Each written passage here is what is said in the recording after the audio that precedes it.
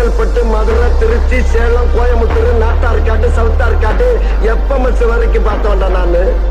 அருவாக்கமெல்லாம் என்னை டச் பண்ணி டயர்டாகி போய் கிடக்கு. நெருப்புல சுட்டா ஆறிடும், வெறுப்புல திட்டினா